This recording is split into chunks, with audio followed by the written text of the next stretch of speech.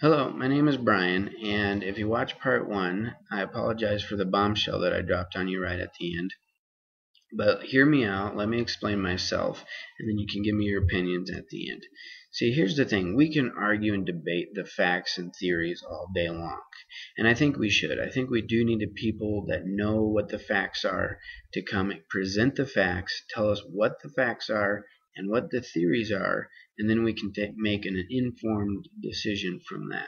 But the reality is, we all need to bring our beliefs, and we really need to question what we believe. See, if you believe in evolution, it is a belief. It is a belief system, and it has a particular outcome. And if you believe in God, it has a particular outcome. So if we take our beliefs and we boil them down to what is the most important, what is the most common denominator, and we take those to the end result of what they bring, might be mind-blowing. It would totally enlighten us on what we truly believe.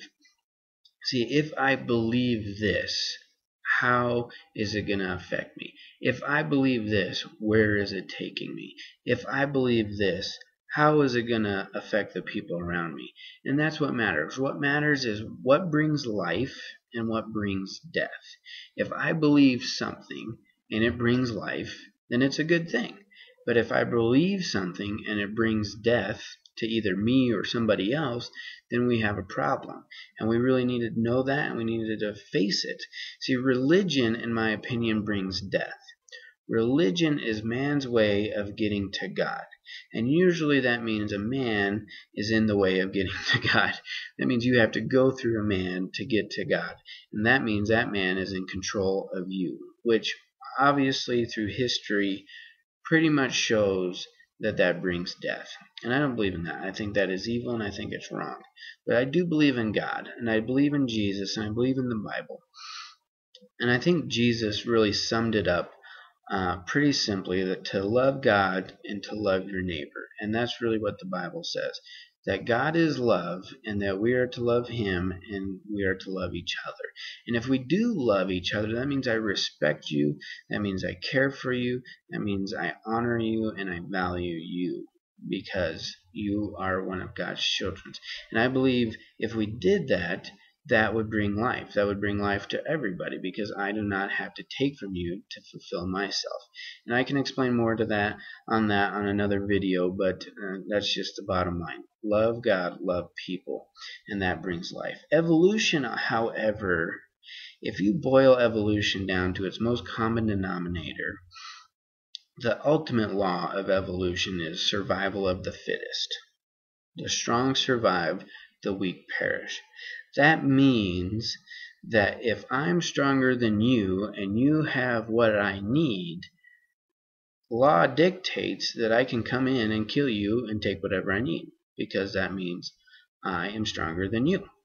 That's what it states. And in my opinion, that brings death. See, Hitler believed in evolution. He believed that the Aryan race was the best race, that it was the strongest and smartest and best, so it should survive and everybody else shall perish. That brought a whole lot of death. That belief and mentality brought a whole lot of death.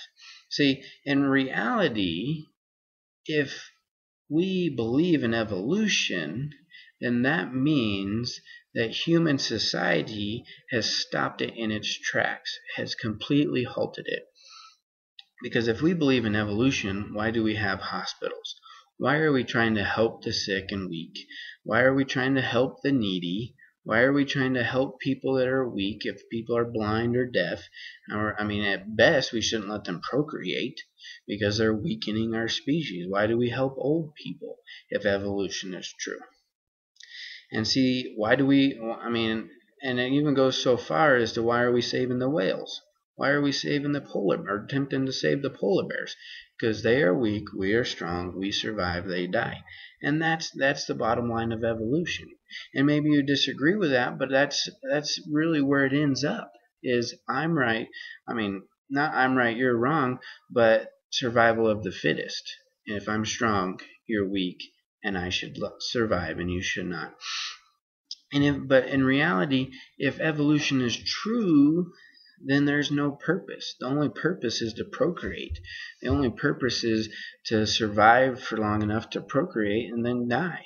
There is no purpose. That means that means everything that we believe and hold true as a human society, that there is something more important than just procreating, then evolution completely stops that. And then there's no morals, because the moral is I survive, you don't.